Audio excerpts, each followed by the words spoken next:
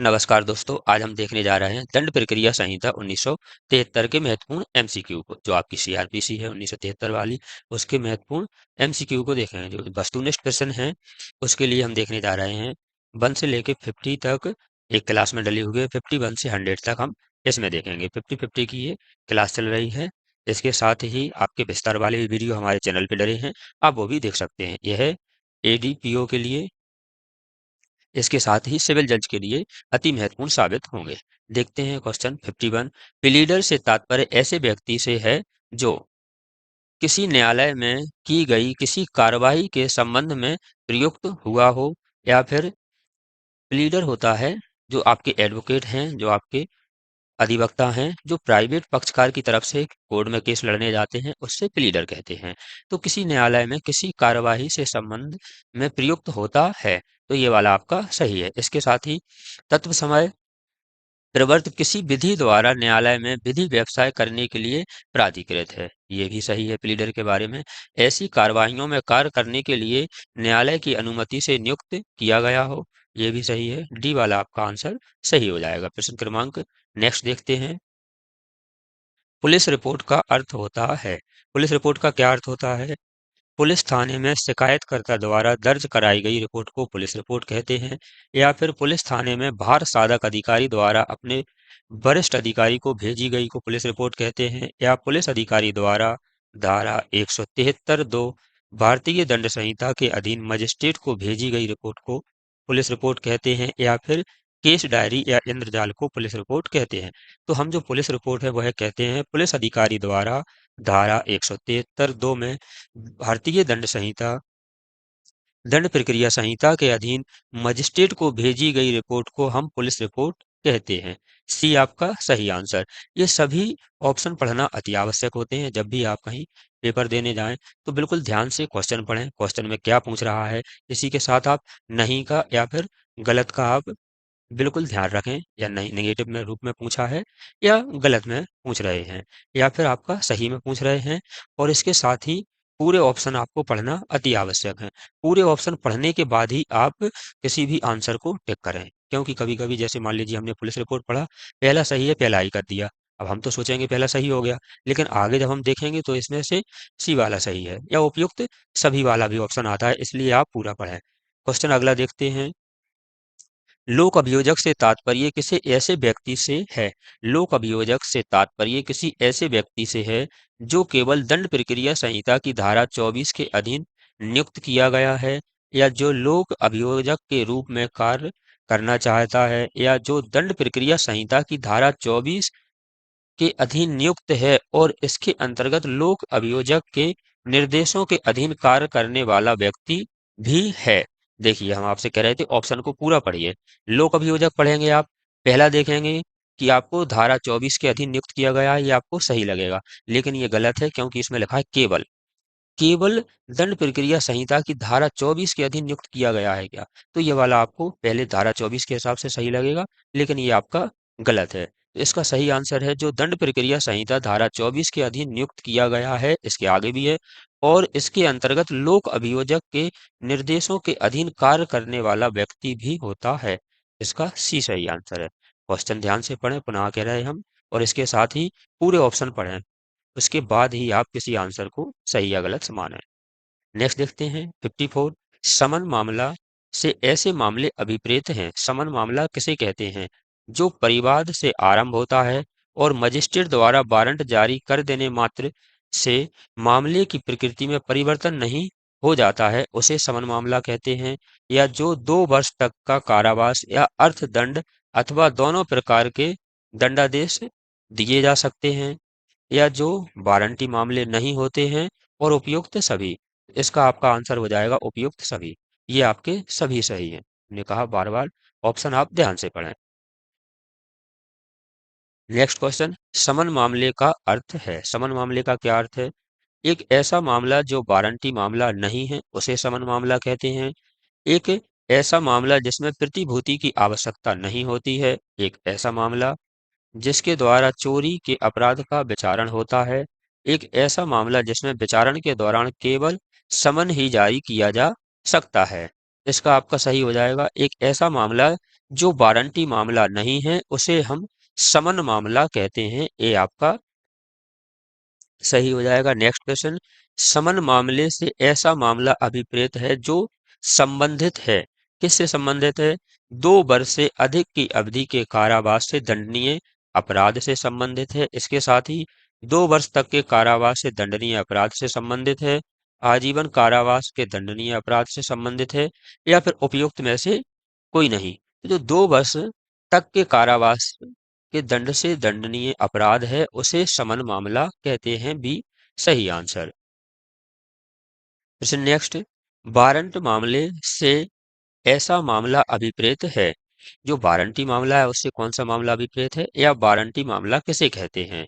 जिसमें पुलिस अधिकारी वारंट के बिना गिरफ्तार नहीं कर सकता है।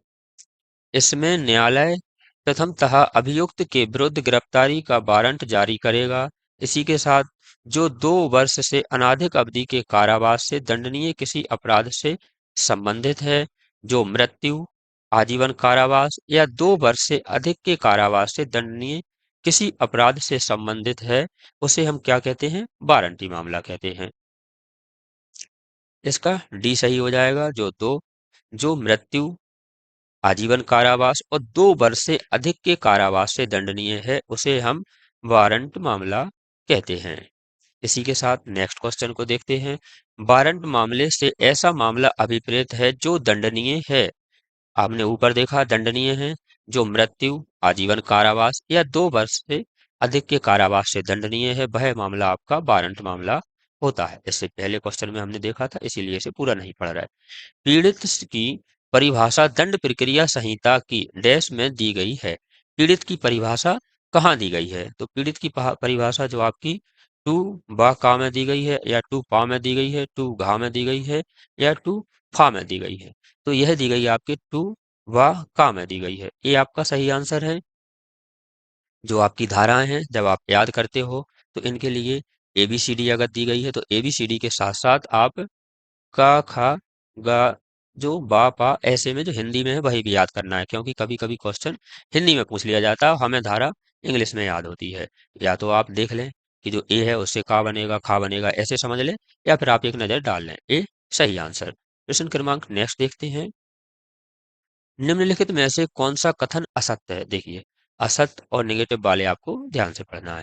पीड़ित से ऐसा व्यक्ति अभिप्रेत है जो पीड़ित से ऐसा व्यक्ति अभिप्रेत है जो असत्य रूप में पूछ रहे हैं, इसमें से कौन सा सही नहीं है? किसी ऐसे कार्य या लोप के कारण कारित किसी हानि या क्षति से पीड़ित जिसके लिए अभियुक्त व्यक्ति को आरोपित किया गया है, यह पीड़ित से संबंधित है। पद पीड़ित में उसकी या उसका संरक्षण या विधिक उत्तराधिकारी सम्मिलित हैं, या फिर उपयुक्त दोनों या उपयुक्त में से कोई भी नहीं। तो इसका आपका सही आंसर हो जाएगा उपयुक्त में से कोई भी नहीं, क्योंकि असत रूप में पूछ रहे हैं और ये दोनों आपके सही हैं और इन दोनों के आगे लिखा है उपयुक्त दोनों, तो ये आपका ये भी सही है। असत रूप में पूछेंगे तो डी आपका सही आंसर हो जाएगा। नेक्स्ट क्वेश्चन 61, पीड़ित का अर्थ और उसमें शामिल होते हैं। एक तो पीड़ित का अर्थ क्या है और उसमें शामिल कौन होता है? ऐसे व्यक्ति जो किसी ऐसे कार्य या लोप के कारण कारित किसी हानि या क्षति से पीड़ित हैं जिनके लिए अभियुक्त व्यक्ति को आरोपित किया गया है। तो हमने आपको ऊपर अभी हाल देखा था, ये वाला आपका सही हो जाएगा। जो हानि से क्षति से पीड़ित हैं और अभियुक्त को आरोपित किया गया है, ये वाला आपका सही हो जाएगा। इसी के साथ उसकी या उसका संरक्षण, ये वाला भी आपका सही रहेगा। उसकी या उसका विधिक उत्तराधिकारी, ये वाला भी सही हो जाएगा, इसलिए आपका आंसर होगा ये सभी। बार बार कहेंगे क्वेश्चन को पेपर जब आप दे रहे हैं क्वेश्चन और ऑप्शन दोनों बिल्कुल ध्यानपूर्वक पढ़ें। दंड प्रक्रिया संहिता की धारा, देखिए यहाँ लिखा है 2WA, तो आपको ABCD में और काका गा दोनों में आपको ध्यान रखना है। 2WA के अंतर्गत पीड़ित शब्द निम्नलिखित में से कौन सही नहीं है? कौन सा सही नहीं है आपका? जिसे कोई हानि होती है, जिसे कोई क्षति होती है, विधिक उत्तराधिकारी सम्मिलित होते हैं किंतु अभिभाषक नहीं होते हैं। अभिभाषक और विधिक उत्तराधिकारी दोनों सम्मिलित होते हैं। तो ये क्या पूछ रहा है? सही नहीं है। ये गलत के लिए पूछ रहा है, इसमें से कौन सा गलत है या सही नहीं है। तो आपका ये आंसर हो जाएगा विधिक उत्तराधिकारी सम्मिलित होते हैं किंतु अभिभाषक नहीं। सी वाला आपका आंसर सही हो जाएगा। प्रश्न नेक्स्ट 63, पीड़ित में सम्मिलित हैं। पीड़ित में कौन कौन सम्मिलित हैं?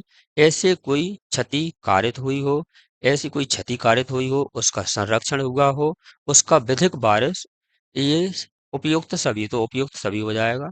हमने जस्ट अभी वाले क्वेश्चन में देखा है ऊपर, तो आपका डी सही हो जाएगा। नेक्स्ट क्वेश्चन, ये आपके अध्याय 2 से संबंधित है। अध्याय 2 में दिया गया है दंड न्यायालयों और कार्यालयों का गठन। अब ये क्वेश्चन जो आएंगे वो आपके दंड न्यायालयों और कार्यालयों के गठन से संबंधित होंगे। अध्याय 2 से ये क्वेश्चन किए जा रहे हैं। तो देखते हैं 64, दंड प्रक्रिया संहिता की धारा 6 में दिया गया है। दंड प्रक्रिया की संहिता की जो धारा 6 है उसमें क्या दिया गया है? भौगोलिक क्षेत्राधिकार दिया गया है, दंड न्यायालयों की श्रेणी दी गई है, दंड न्यायालयों के अधिकार दिए गए हैं, या मजिस्ट्रेट के अधिकार दिए गए हैं। तो इसमें दंड न्यायालयों की श्रेणी के बारे में बताया गया है। बी आपका सही आंसर हो जाएगा। प्रश्न नेक्स्ट देखते हैं। प्रश्न 65, दंड प्रक्रिया संहिता के अधीन उच्च न्यायालय और अन्य विधि द्वारा स्थापित न्यायालयों के अतिरिक्त दंड दंड न्यायालयों के कितने वर्गों का प्रावधान किया गया है? 2, 5, 3 या फिर 4 का किया गया है। तो ये 4 वाला आपका सही हो जाएगा। डी सही आंसर है। 4 का प्रावधान किया गया है। निम्नलिखित न्यायालयों के वर्ग पर विचार कीजिए। उच्च न्यायालय, सत्र न्यायालय, प्रथम वर्ग मजिस्ट्रेट और द्वितीय वर्ग न्यायिक मजिस्ट्रेट और महानगर मजिस्ट्रेट, इसी के साथ कार्यपालक मजिस्ट्रेट।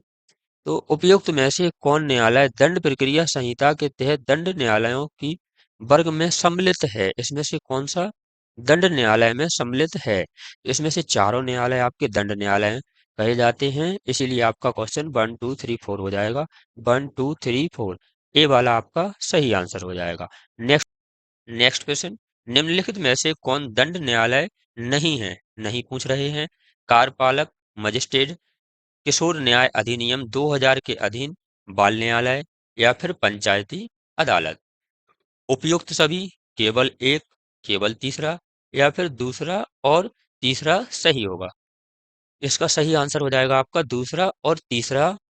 जो किशोर न्यायालय हैं और पंचायती अदालतें हैं, इन्हें दंड न्यायालय में शामिल नहीं किया गया है।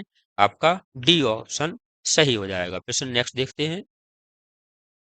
दंड न्यायालय के वर्ग में सम्मिलित नहीं है उच्च न्यायालय, सेशन न्यायालय, जिला न्यायालय, या कार्यपालक मजिस्ट्रेट। तो कौन नहीं है इसमें? इसमें सही नहीं है आपका जिला न्यायालय। नेगेटिव रूप में पूछ रहे हैं तो जिला न्यायालय नहीं के आएगा। सी आपका ऑप्शन सही हो जाएगा। नेक्स्ट क्वेश्चन, निम्न 4 नामों में से वह कौन सा सही नाम है जो दंड प्रक्रिया संहिता में वर्गीकृत एक न्यायालय का कोड ऑफ सेशन, सेशन न्यायालय, कोड ऑफ सेशन जज, इसी के साथ एडिशनल सेशन जज। तो इसका सही आंसर कौन सा होगा? Code of session. ए सही आंसर हो जाएगा आपका। प्रश्न 70, भारत में सबसे बड़ा आपराधिक मामलों का न्यायालय कौन सा है? इसका तो बिना ऑप्शन के ही सभी को पता है, सर्वोच्च न्यायालय। सभी ऑप्शन पढ़ने की आवश्यकता नहीं है, लेकिन आप पेपर में अवश्य पढ़ना। नेक्स्ट क्वेश्चन है आपका 71 वाला, राज्य सरकार अधिसूचना द्वारा राज्य के किसी ऐसे क्षेत्र को आपराधिक प्रक्रिया संहिता के विभाजनों के लिए महानगर क्षेत्र घोषित कर सकती है जिनकी संख्या 10 लाख है, 15 लाख है, 7 लाख है और 3 लाख है। तो जिनकी संख्या 10 लाख होती है उन्हें घोषित कर सकती है। ए सही आंसर। 72, प्रत्येक सेशन खंड के लिए एक सेशन न्यायालय स्थापित किया जाएगा। किसके द्वारा? राज्य सरकार द्वारा, केंद्र सरकार द्वारा, उच्च न्यायालय द्वारा, या राज्यपाल द्वारा किया जाएगा। तो इसका सही आंसर है राज्य सरकार द्वारा किया जाएगा। ये सही आंसर। प्रश्न इसका सही आंसर होगा आपका उच्च न्यायालय द्वारा किया जाता है। सी आपका सही आंसर। प्रश्न नेक्स्ट, सत्र न्यायालय में न्यायाधीशों को कौन नियुक्त करता है? जो आपका सत्र न्यायालय है उसमें न्यायाधीशों को कौन नियुक्त करता है? जिला जज, कानून मंत्री, सर्वोच्च न्यायालय या फिर आपका उच्च न्यायालय। तो ये डी आंसर सही है क्योंकि उच्च न्यायालय करता है। प्रश्न 75, अधिसूचना के अनुसरण में तिहाड़ जेल में सत्र न्यायालय की बैठक करना, जो बैठक हुई थी वह अवैधानिक अवैधानिक नहीं थी, वह नहीं था, वह धारित किया गया है। नेक्स्ट क्वेश्चन, अधिसूचना के अनुसरण में तिहाड़ जेल में सत्र न्यायालय की बैठक करना अवैधानिक नहीं था, यह धारित किया गया था। तो यह धारित किया गया था केहर सिंह बनाम स्टेट 1989 वाले केस में किया गया था। डी इसका सही आंसर। प्रश्न क्रमांक नेक्स्ट देखते हैं। प्रश्न 76, एक जिले में न्यायिक मजिस्ट्रेटों के न्यायालय की संख्या निश्चित की जाती है। निश्चित की जाती है संख्या उच्चतम न्यायालय द्वारा, राज्य सरकार द्वारा, उच्चतम न्यायालय द्वारा, उच्च न्यायालय द्वारा या फिर राज्यपाल के द्वारा। तो ये किसके द्वारा की जाती है? राज्य सरकार द्वारा की जाती है। बी आपका सही आंसर। प्रश्न नेक्स्ट, न्यायिक मजिस्ट्रेटों के न्यायालयों के पीठासीन अधिकारी की नियुक्ति की जाती है? किसके द्वारा की जाती है? भारत के राष्ट्रपति द्वारा, राज्य सरकार द्वारा, राज्यपाल द्वारा या फिर उच्च न्यायालय द्वारा की जाती है। तो इनकी नियुक्ति उच्च न्यायालय द्वारा की जाती है। डी आपका सही आंसर। प्रश्न नेक्स्ट, अपर मुख्य न्यायिक मजिस्ट्रेट ऐसी शक्तियां रखेगा जो कि निर्देशित की जाएंगी। मुख्य न्यायिक मजिस्ट्रेट द्वारा, सत्र न्यायाधीश द्वारा, उच्च न्यायालय द्वारा या राज्य सरकार द्वारा की जाएंगी। तो उच्च न्यायालय द्वारा की जाएंगी। तो सी सही आंसर। प्रश्न नेक्स्ट, विशेष न्यायिक मजिस्ट्रेट के संबंध में प्रावधान किया गया है धारा 13 में, धारा 14 में, धारा 15 में या फिर धारा 16 में किया गया है। तो इनका प्रावधान धारा 13 में किया गया है। ए सही आंसर। प्रश्न 80, दंड प्रक्रिया संहिता की धारा 113 के अनुसार विशेष न्यायिक मजिस्ट्रेट की नियुक्ति की अवधि होगी कितने वर्ष की होगी? 1 वर्ष की, 2 वर्ष की या सेवानिवृत्ति आयु तक, या यह परिस्थितियों पर निर्भर करती है? तो इनकी अवधि होती है 1 वर्ष तक की। ए सही आंसर। प्रश्न क्रमांक 81 आपका नेक्स्ट क्वेश्चन 81, विशेष न्यायिक मजिस्ट्रेट की नियुक्ति की जाती है उच्च न्यायालय द्वारा, राज्य सरकार द्वारा, केंद्र सरकार द्वारा, केंद्र और राज्य सरकार के अनुरोध पर उच्च न्यायालय द्वारा की जाती है। तो केंद्र और राज्य सरकार के अनुरोध पर उच्च न्यायालय द्वारा की जाती है। किसके द्वारा? उच्च न्यायालय द्वारा। देखिए, यह है विशेष न्यायिक मजिस्ट्रेट की नियुक्ति, इसमें लिखा है उच्च न्यायालय द्वारा की जाती है। अगर आप पूरे ऑप्शन नहीं पढ़ेंगे तो ए वाला आप सही लगा देंगे, लेकिन आगे देखेंगे, आगे और विस्तार से आंसर है। आपका ऑप्शन है केंद्र अथवा राज्य सरकार के अनुरोध पर उच्च न्यायालय द्वारा की जाती है। डी आपका सही आंसर होगा। इसलिए पूरे ऑप्शन हम बार बार कहते हैं, पेपर में बिल्कुल ध्यान से पढ़ें, उसके बाद ही आप आंसर टिक करें। न्यायिक मजिस्ट्रेट की स्थानीय अधिकारिता नियंत्रण में राज्य सरकार के, उच्च न्यायालय के, मुख्य न्यायिक मजिस्ट्रेट के या बा और सा दोनों के में होती है। तो इसका आंसर हो जाएगा उच्च न्यायालय के और मुख्य न्यायिक मजिस्ट्रेट के, यानी बी और आपका सी वाला सही आंसर। इसलिए बी और सी किस में दिया है? डी वाले में। तो आंसर आपका सही होगा डी वाला। नेक्स्ट क्वेश्चन 83 प्रश्न 83, एक न्यायिक मजिस्ट्रेट की स्थानीय अधिकारिता नियंत्रण में है राज्य सरकार के, उच्च न्यायालय के या उच्च न्यायालय के नियंत्रण में मुख्य न्यायिक द्वारा। ये हमने अभी जस्ट अभी हाल पढ़ा है, इसलिए इसका सी आंसर सही है उच्च न्यायालय के नियंत्रण में, लेकिन मुख्य न्यायिक मजिस्ट्रेट द्वारा। सी सही आंसर। प्रश्न 84, मुख्य न्यायिक मजिस्ट्रेट के अलावा अन्य न्यायिक मजिस्ट्रेट निम्नलिखित में से किसके अधीनस्थ होंगे? मुख्य न्यायिक मजिस्ट्रेट के अलावा अन्य न्यायिक मजिस्ट्रेट निम्नलिखित में से किसके अधीनस्थ होंगे? उच्च न्यायालय के, सेशन न्यायालय के, जिला न्यायालय के या सेशन न्यायाधीश के साधारण नियंत्रण के अधीन रहते हुए मुख्य न्यायिक मजिस्ट्रेट के अधीन होंगे। तो इसका आंसर ये वाला डी वाला सही है। सेशन न्यायालय के साधारण नियंत्रण के अधीन रहते हुए मुख्य न्यायिक मजिस्ट्रेट के अधीन होंगे। डी वाला आंसर आपका सही। 85 क्वेश्चन, प्रत्येक न्यायिक मजिस्ट्रेट अधीनस्थ होता है। प्रत्येक न्यायिक मजिस्ट्रेट अधीनस्थ होता है किसके? किसके अधीनस्थ होता है? सत्र न्यायालय के, मुख्य न्यायिक मजिस्ट्रेट के, उच्च न्यायालय के, या फिर आपका राज्य सरकार के अधीनस्थ होता है। तो मुख्य न्यायिक मजिस्ट्रेट के अधीनस्थ होता है। बी आपका सही आंसर, जस्ट हमने ऊपर पढ़ा है। नेक्स्ट देखते हैं 86। अधीनस्थ न्यायिक मजिस्ट्रेटों के कार्यों के वितरण के विषय में कौन नियम बना सकते हैं या विशेष आदेश दे सकते हैं? कार्यपालिका, दंडाधिकारी, जिला दंडाधिकारी, अपर जिला और सत्र न्यायाधीश, मुख्य न्यायिक मजिस्ट्रेट। तो कौन कर सकता है इनका? मुख्य न्यायिक मजिस्ट्रेट। ये क्वेश्चन थोड़ा हल्का सा घुमा के पूछा, लेकिन ऊपर ही पढ़ा था अपन ने। डी आंसर सही हो जाएगा। फिर से नेक्स्ट 87। विशेष महानगर मजिस्ट्रेट की नियुक्ति की अवधि होती है सेवानिवृत्ति तक, अधिकतम 1 साल, अधिकतम 2 साल, या फिर यह परिस्थितियों पर निर्भर करती है। तो इसकी क्या होती है? अधिकतम 1 साल। जो आपके विशेष महानगर मजिस्ट्रेट हैं उनकी अवधि होती है नियुक्ति की अधिकतम 1 वर्ष। बी सही आंसर। 88% विशेष महानगर मजिस्ट्रेट की नियुक्ति की जाती है उच्च न्यायालय द्वारा, राज्य सरकार द्वारा, केंद्र सरकार द्वारा, केंद्र या राज्य के अनुमोदन पर उच्च न्यायालय द्वारा की जाती है। तो हमने ऊपर देखा था। डी आंसर सही हो जाएगा।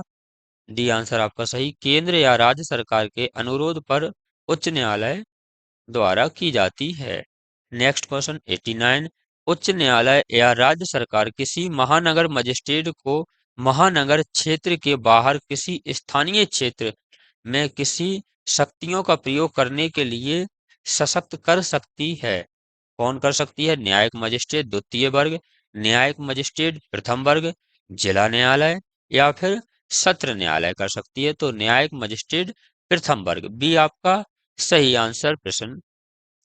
नेक्स्ट देखते हैं 90। कार्यपालक मजिस्ट्रेट की नियुक्ति की जाती है। कार्यपालक मजिस्ट्रेट की हमने ऊपर भी देखा, राज्य सरकार के द्वारा। ये आपका सही आंसर हो जाएगा प्रश्न 91, 91। राज्य सरकार किसी कार्यपालक मजिस्ट्रेट को उपखंड या भार साधक बनाने या उसको भार साधक से मुक्त करने की अपनी शक्तियों को निम्नलिखित में से किसे प्रत्योजित कर सकती है? प्रत्यायोजित कौन कर सकती है? उच्च न्यायालय, सेशन न्यायालय को, उच्च न्यायालय को या सेशन न्यायालय को, जिला मजिस्ट्रेट को, या फिर राज्यपाल को कर सकती है। इसका सही आंसर है जिला मजिस्ट्रेट को कर सकती हैं। सी आपका सही आंसर हो जाएगा प्रश्न 92। निम्नलिखित में से किस धारा में अभियोजन अधिकारी के नियमित कैडर एवं अभियोजन अधिकारी को परिभाषित किया गया है? धारा 22 में, धारा 23, धारा 24, या धारा 25 में किया गया है? तो इसका सही आंसर है धारा 24 में किया गया है। नेक्स्ट आपका प्रश्न, लोक अभियोजक की नियुक्ति की जाती है। लोक अभियोजक की नियुक्ति की जाती है राज्य सरकार द्वारा, उच्च न्यायालय द्वारा, लोक सेवा आयोग द्वारा, या विधिक सचिव द्वारा की जाती है। इसका सही आंसर है राज्य सरकार द्वारा की जाती है। ठीक है, किसके द्वारा? राज्य सरकार द्वारा। ए सही आंसर हो जाएगा। प्रश्न 94। दंड प्रक्रिया संहिता की धारा 24 की उपधारा 1 में लोक अभियोजक शब्द के पश्चात अंततः स्थापित शब्द है एक या अधिक अतिरिक्त लोक अभियोजक, दो या अधिक अतिरिक्त लोक अभियोजक, कम से कम 5 अतिरिक्त लोक अभियोजक, उपयुक्त में से कोई भी नहीं। इसका सही आंसर है एक या अधिक अतिरिक्त लोक अभियोजक, ए सही आंसर। नेक्स्ट क्वेश्चन, निम्नलिखित में से किसके परामर्श से जिला मजिस्ट्रेट ऐसे व्यक्तियों के नामों की एक पैनल तैयार करेगा जो उसकी राय से उसे जिला के लोक अभियोजक या अपर लोक अभियोजक नियुक्त करने योग्य जाने, नियुक्ति करने योग्य हैं? मुख्य न्यायिक मजिस्ट्रेट के परामर्श से, सेशन न्यायाधीश के परामर्श से, उच्च न्यायालयों के परामर्श से और जिला जिला न्यायाधीश के परामर्श से। इसका सही आंसर सेशन न्यायाधीश के परामर्श से। बी आपका सही आंसर। प्रश्न नेक्स्ट 96। कोई व्यक्ति जिले के लिए लोक अभियोजक नियुक्त नहीं हो सकता यदि उसका नाम नाम कहाँ ना हो, सत्र न्यायाधीशों की सूची में ना हो, उच्च न्यायाधीशों की सूची में ना हो, इसी के साथ जिला दंडाधिकारी की सूची में ना हो या पुलिस अधिकारी की सूची में ना हो। तो इसका सही आंसर जिला अधिकारी की सूची में यदि उसका नाम नहीं है तो लोक अभियोजक नियुक्त नहीं हो सकता यदि उसका नाम इसमें नहीं है तो। सी सही आंसर। प्रश्न क्रमांक 97। लोक अभियोजक की नियुक्ति के लिए कितने वर्षों का विधि व्यवसाय आवश्यक होता है? कितने वर्षों का होता है? 3 वर्ष का, 5 वर्ष का, 7 वर्ष का या फिर आपका 10 वर्ष का? तो इसमें आपका 7 वर्ष का होता है। सी सही आंसर हो जाएगा। नेक्स्ट प्रश्न देखते हैं। नेक्स्ट वाला आपका जो प्रश्न है, कोई व्यक्ति अपर लोक अभियोजक नियुक्त किए जाने का पात्र तभी होगा तब वह कम से कम 5 वर्ष, 6 वर्ष, 7 वर्ष या आपका 3 वर्ष का उन्हें ज्ञान हो। तो इसका सही आंसर है 7 वर्ष का एक्सपीरियंस होना चाहिए। सी सही आंसर। प्रश्न नेक्स्ट है आपका, दंड प्रक्रिया संहिता की किस धारा के अंतर्गत एक विशिष्ट लोक अभियोजक को कम से कम एक अधिवक्ता के रूप में 10 वर्षों का अनुभव होना चाहिए? यह कहाँ दर्शित है, कहाँ लिखा हुआ है? धारा 24(3) में, धारा तो 24(7) में, धारा 24(8) में या धारा 25 में दिया है? तो धारा 24(8) में दी गई है। सी आपका सही आंसर। प्रश्न 100। केंद्र सरकार या राज्य सरकार किसी मामले या किसी वर्ग के मामले के प्रत्यार्जन के लिए किसी अधिवक्ता को कम से कम 5 वर्ष, 7 वर्ष, 8 वर्ष या 10 वर्ष तक की अवधि व्यवसाय करता रहा हो विशेष लोक अभियोजक नियुक्त कर सकती है। जो विशेष लोक अभियोजक है उनके लिए कितने प्रैक्टिस होना चाहिए, कितने वर्षों की प्रैक्टिस होना चाहिए? तो 10 वर्षों की। डी सही आंसर है। डी आपका सही आंसर हो गया। हम ऐसी ही वीडियो बनाते रहते हैं। ऐसी ही वीडियो प्राप्त करने के लिए आप हमारे चैनल को सब्सक्राइब कर लीजिए। वीडियो अच्छी लगे तो लाइक शेयर कमेंट करना। वीडियो देखने के लिए धन्यवाद।